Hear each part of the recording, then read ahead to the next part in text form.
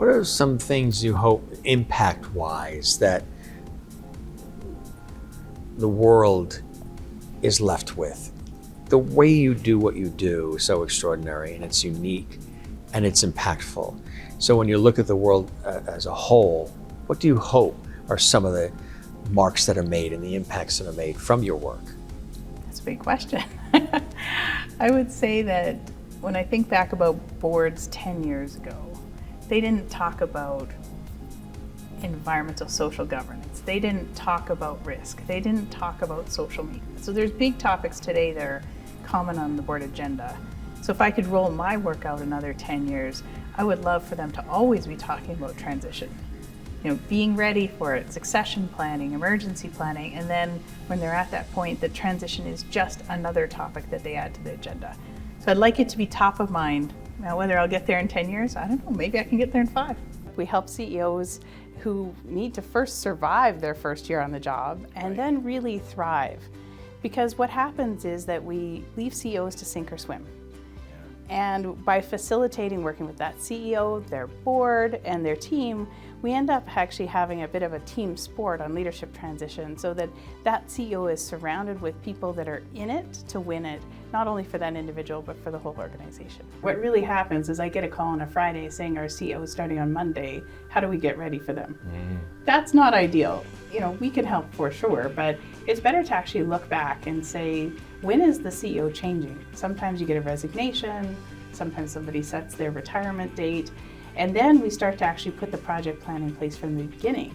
So ideally, you'd actually have the plan in place before you know the human's name that's coming. And then if you were a new CEO, then it would be like, Jim, welcome to the role. How can we tailor this to fit you and your background and your experience and your preferences? So it's a combination of the art and the science of putting a plan together. Tell us about how the team at Halford Consulting works with the clients. Well, we start with having the conversation about the timelines, about when is the leadership change happening, what have they done so far, and then usually it falls silent. Usually people haven't done anything.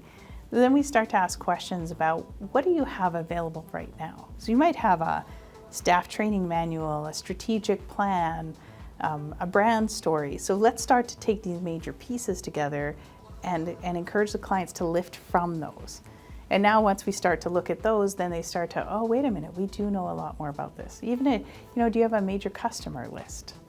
What are the stories or the messages you're putting out to the community? And some of those might be about societal issues. If you've taken a stand on, Black Lives Matter or political type nature things, that's all important to put on the table. So really look and say, if we were outsiders looking at our organization right now, what would we be actually telling people? And let's make sure we tell the new CEO. So start from what you already have available is the key. What types of clients do you wish you could help with your work? I mean, you work with so many already. I think it's the leader who's going into retirement is probably the best place that I can think of to help, because that person has 30, 40 years of life experience, and they fail to actually share that with other people. Yeah. A lot of times I hear retiring leaders say, well, but I don't know anything special. Or that's, so old by now. And they forget that they actually carry around the secret sauce, this knowing, like who do they talk to get good intel? How do they actually get their job done? How did they weather the storms of all those decades in their career? So those are the kinds of leaders that I just wish that they would have their final day in their careers and feel like they had nothing more to share, and that they could feel like they've wrapped up their legacy and can go off into their next chapter. What leadership roles could really use that transition planning the most?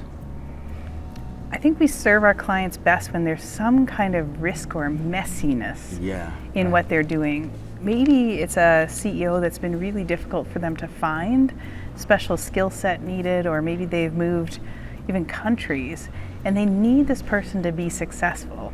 Maybe the public's watching that organization and they are looking for them to turn it around. I think if there's higher risk or higher attention on it, that's probably where we do our best work. What are a few things that make you and working with Halford Consulting unique? If there's others out there that do similar work, what makes you unique and what can people expect when they call you? we have the technical skills and the experience to do it, but that's not the real feature. The feature is we like to put the humanity first in it. So there's real people doing real work and really hard work sometimes. Yeah, sure. And we can work from that and make sure that those folks are cared for and empowered in this transition process. We'll bring all the technical stuff with us, but really let's activate the people in the system.